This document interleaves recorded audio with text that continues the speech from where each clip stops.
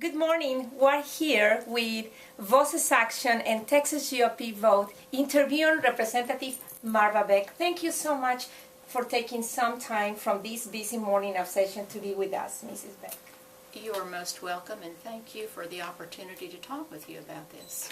Thank you, Ms. Beck. Well, one of the questions that I would like to know, if you can tell us a little bit about your background and how did you got involved in politics and your values? My background is I'm a retired rancher, but I have worked for many years with an organization called Resource Conservation and Development.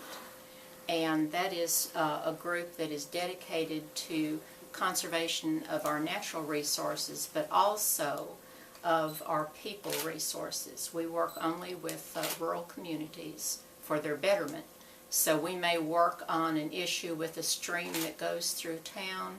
We may work on helping find funding for a community center or a fire station. It's grassroots driven. So it was kind of a natural leap from there into politics, particularly with this country in such grave danger of losing our identity of who we are. And how long ago was that you started being a representative here?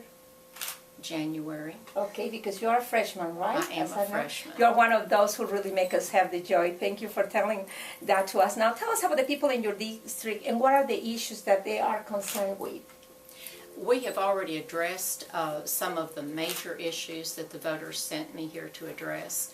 The number one being voter ID, and that is to protect the sanctity of your individual vote.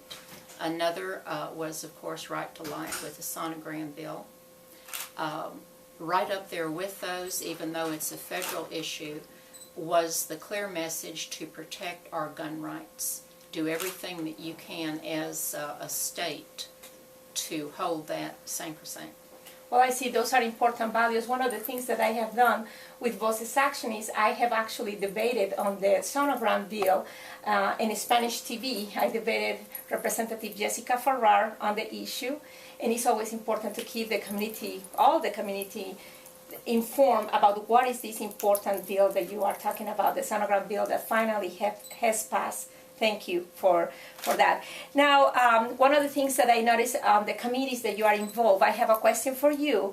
How do we have a sensible conversation about protecting our natural resources and exploring and developing our vast energy resources without the environmentalists politicizing it?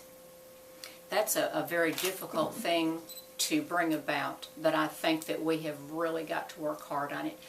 I, like everyone else I know, wants to be able to walk in and flip the switch and your lights come on. You want to get in your car and be able to go where you need to go. We need all of our natural resources to accomplish these things. We need coal, we need oil, we need gas. And the technology is there for us to do this safely and to clean up if there is an accident. It's going to be a fine line. I don't think that we need federal supervision to do when we already have a state agency that does a better job than the federal agency does. That's right, and it's an issue. What is the name of these two committees that you're involved? One has to do with natural resources, and the other is public safety / Homeland Security. Two great committees. I'm so glad that they have you there. They really are, and so with the Homeland Security, public safety, we're dealing not only with public safety and law enforcement, but we're also seeing the situation on the border, the gangs that are coming into this country, the drugs that are coming in, the money and the guns that are going out, and we're trying to defend that border without a lot of help from the federal government. We're also using legal means to do that against organizations in Mexico that are using military weapons and tactics. So it's a very difficult situation. Yes, Yes, and very dangerous. Now, we did notice that you are one of the members of the Hispanic Republican Conference who recently have been formed in the House of Representatives for the first time in Texas. Can you tell me why did you choose to become part of this Hispanic Republican Conference? Because while campaigning in Waco, I was introduced to GOP is for me. It's for me. With yes. Duke Machado Mm-hmm. and Janet Jackson, who is SREC Yes, chair over there.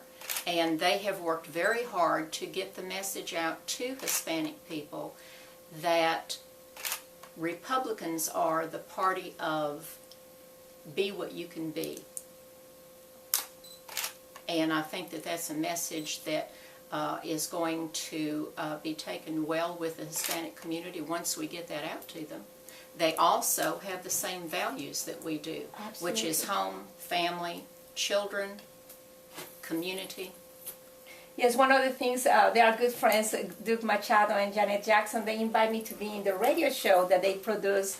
And in one time we were talking about the importance about if we should use or not Spanish to engage the Latino community. And it was a joy to see, yes, we are using it right now because there are still people in Texas who speak Spanish, but we encourage all the Hispanic community to learn English, just like I did learn it as a second language and other people, but they are doing a marvelous work right there, Duke Machado and Janet Jackson. And I heard that interview. Oh, you did? I in the did. Radio? Oh. I did. And Duke is very much English only. Yes. And I have taken the message that you gave on that program around the campaign trail. Because until we have achieved, you know, the English language, the fluency, we do have to take the time to explain. Yes, it was an interesting interview because now that you tell me that you heard that interview, you remember that Janet Jackson, with all humility, she said in the beginning of the show she was ready to attack my message about using Spanish, and then she said, you know what, after I heard Adriana, I believe I understand why she's doing it and we need to do it. The message is so important that we have to get it out however we can get it out. Yes, it is important. I was just a week ago in Univision, national television, speaking on the immigration issue, and the person that I have to debate is Congressman Luis Gutierrez from Illinois, and he speaks Spanish, and we just have to use that. So we're grateful for the people who speak Spanish as well, but we are encouraging everyone to learn English, and I think Texas, that's what Texas is. We're all Texans. Well, one of the things that I would like to ask you is I noticed a pin with a cross on your jacket, which is so beautiful. Mrs. Love, can you tell me a little bit about your pin? It is just a mission of my church this year. Every year we have a mission, and our mission this year is to show love and compassion. And so this is to remind us every day that this is what our mission is for this year.